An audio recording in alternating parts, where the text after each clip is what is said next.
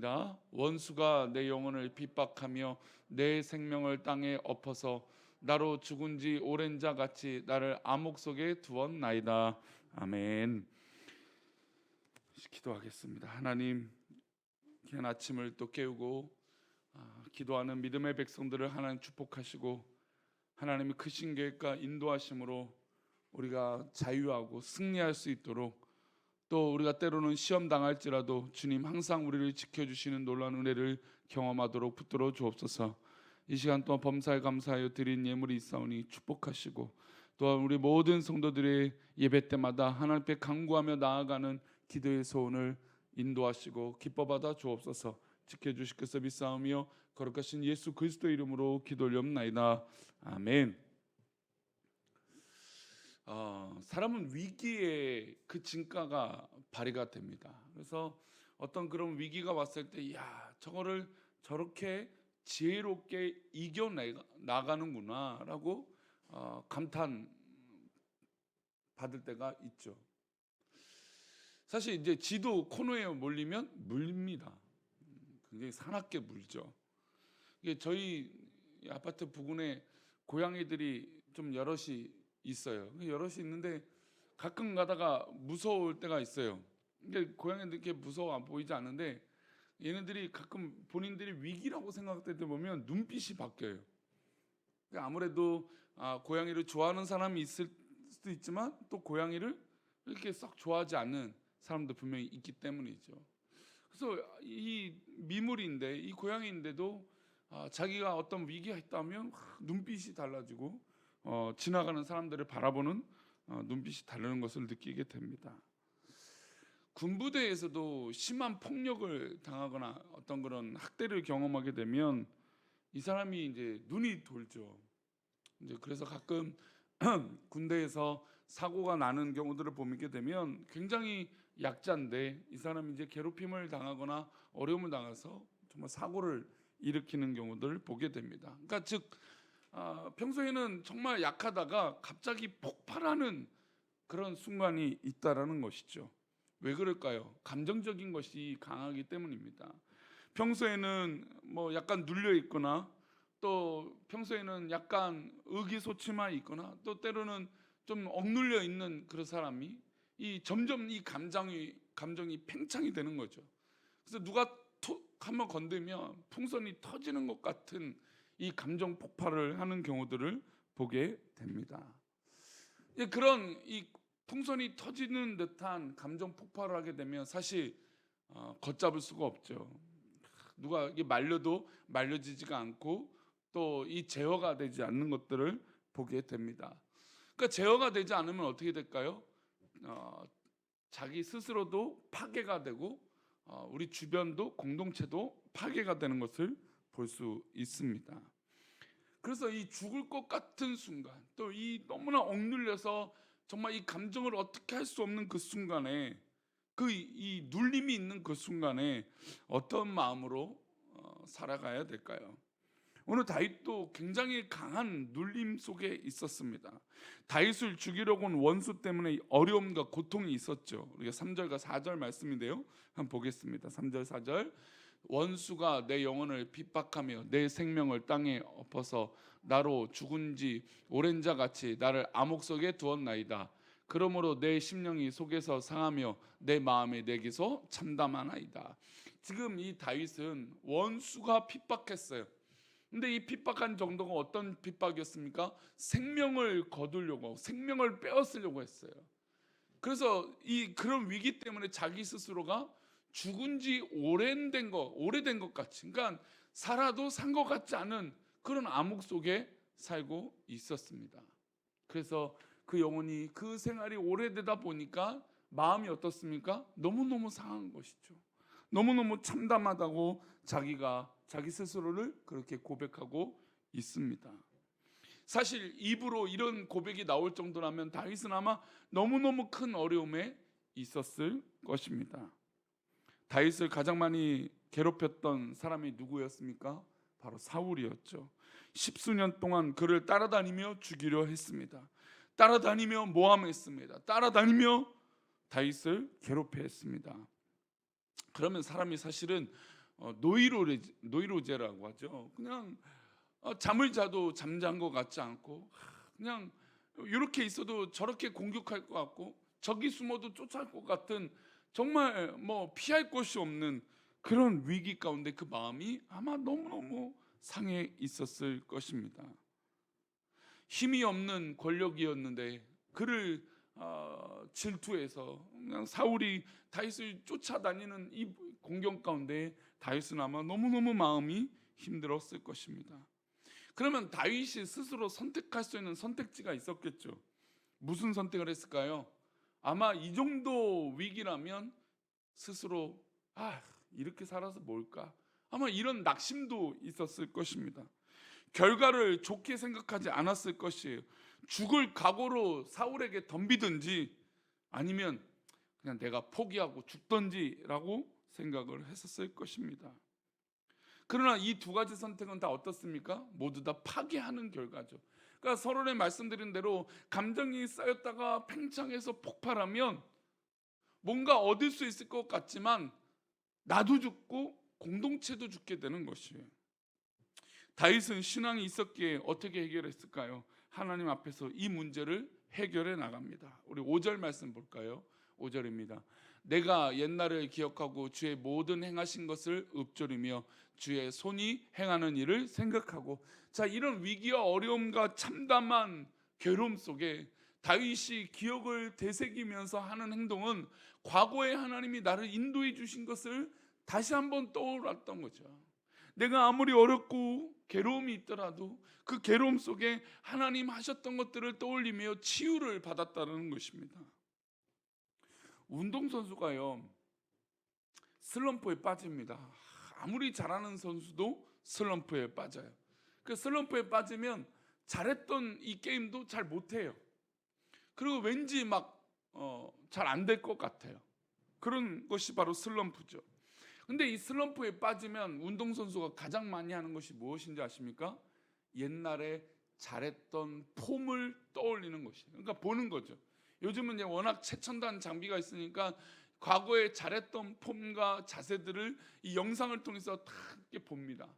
그럼 어떻게 될까요? 맞아, 저때 저렇게 했어 라고 하는 걸 떠올린 것이죠.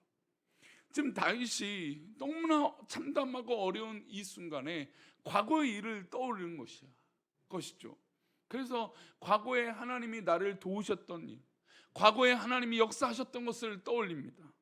그리고 그 떠올린 것을 하나하나 하나님 앞에 기억하며 자신의 마음을 치료받고 있는 것이죠. 이렇게 마음을 청소하는 것이에요. 맞아, 그때 그렇게 하나님이 인도해 주셨구나 라고 되새기면서 자신의 마음을 청소하는 것입니다. 그래서 다윗은 하나님의 말씀을 읊조린다라고 말하고 있어요. 5절 말씀을 보면 주의 모든 행하신 것을 읊조리며 라고 했어요. 그러니까 그냥 가만히 있는 것이 아니라 자신에게 과거에 하나님이 행하셨던 것을 계속 말로 고백하는 거예요.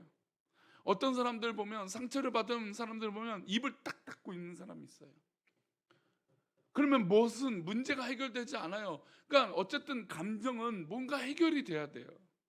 근데 그렇다고 그것을 폭발해서 뭔가 다툼이 일어나고 뭔가 이긴다라고 했을 때 그게 진짜 이겨지냐 이거죠. 그렇지 않죠. 그래서 진짜 하나님 앞에 치료받는 건 내가 하나님 앞에 계속 읊조리는 거예요. 그래요 하나님, 그때 그렇게 인도하셨어요. 그래요 하나님, 그럼에도 불구하고 하나님 역사하심을 믿어요 라고 계속해서 읊조리는 것이죠. 물론 이것은 기도하는 것이겠습니다. 그러나 우리가 또 때로는 너무나 죽을 것 같은 순간에는 기도도 탁 막힌 것 같은 그런 어려움이 있을 때가 있어요. 그때 우리는 과거의 일을 생각하며 맞아, 그래, 그때 그랬어. 그런 고백을 통해서, 그런 읊조림을 통해서 나의 부정적인 것들을 떨쳐버리고 하나님 앞에 회복되는 은혜가 있기를 축복합니다. 우리도 다윗처럼 이렇게 해봐야 돼요. 영혼이 심하게 눌리고 여러 가지 갇혀 있는 것 같고 상처가 있고 그때 영적으로 가장 좋았던 때를 떠올리는 것입니다. 그리고 부정적인 생각을 청소하고 하나님 행하신 일을 읊조리고 찬양하면서 내 입술을 깨끗하게 청소하시기 바랍니다. 물론 기도하는 것도 중요하고 더불어서 저는 찬양하는 것도 중요해요. 우리 성도님들이 어려울 때마다 불렀던 18번 찬송, 내가 그 위기 때 부르는 거예요. 내가 그 감정이 상할 때 그 찬양을 부르는 거죠. 아 맞아, 하나님 그때 그렇게 나를 인도하시고 사랑하셨어. 그리고 그 찬양으로 내 마음을 청소하는 것이죠. 다윗이 한 일입니다. 8절이에요. 이런 위기 가운데 했던 일이. 읽겠습니다. 시작. 아침에 나로 하여금 주의 인자한 말씀을 듣게 하소서. 내가 주를 의뢰함이니이다. 내가 다닐 길을 알게 하소서. 내가 내 영혼을 주께 드림이니이다. 다윗은 지금까지 부정적인 말만 들었어요. 사울이 어디쯤 오든지, 사울의 군대가 나를 지금 어디쯤 포위하고 있는지, 어떻게 나를 죽이려고 하고 있는지 그런 얘기만 들려요. 아니 그런 얘기만 들리면 사실 어떤 사람이 기쁘겠습니까? 다윗도 어렵고 부정적일 수밖에 없어요. 그리고 예민해집니다. 이런 얘기가 들으면 안 예민해질 사람이 어디 있어요? 나를 죽이려고 하는데, 나를 죽이려고 하는 그 사람들이 어떻게 살아가는지 그 마음의 생각, 인생의 모든 안테나가 그쪽으로만 향하게 됩니다. 그런데 다윗은 지금 이 순간 아침에 나로 하여금 주의 인자한 말씀을 듣게 하소서.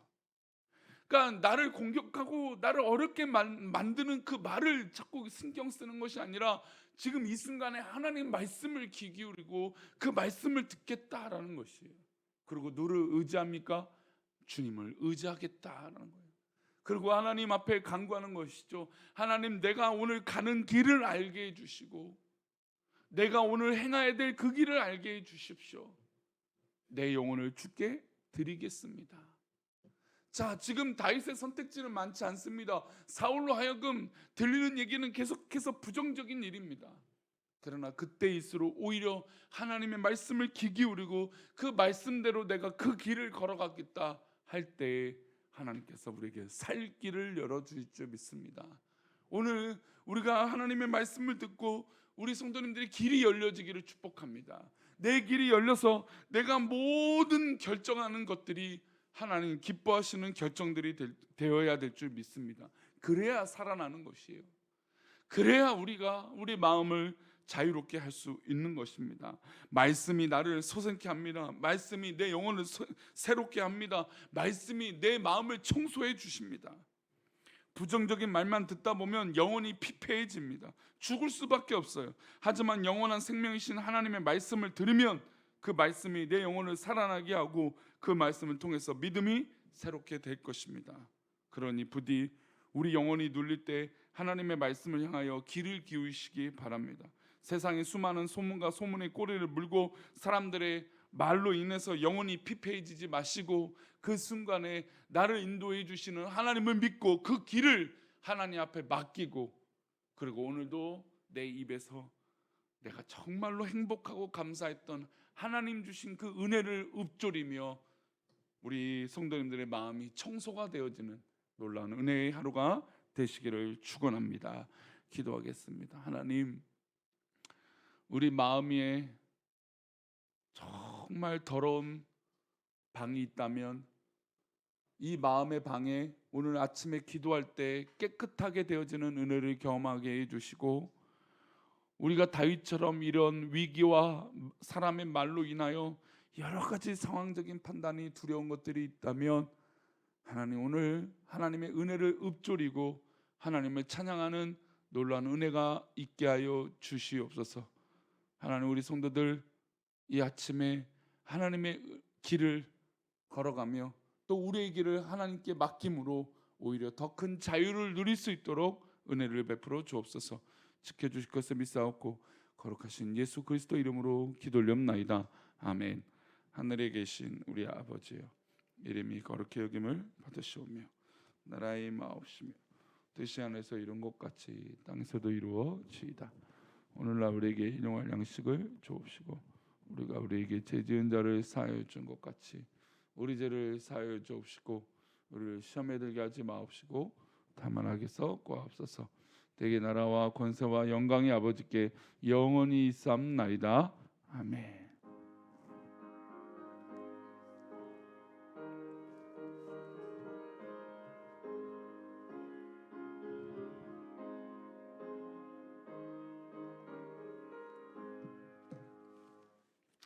네, 오늘도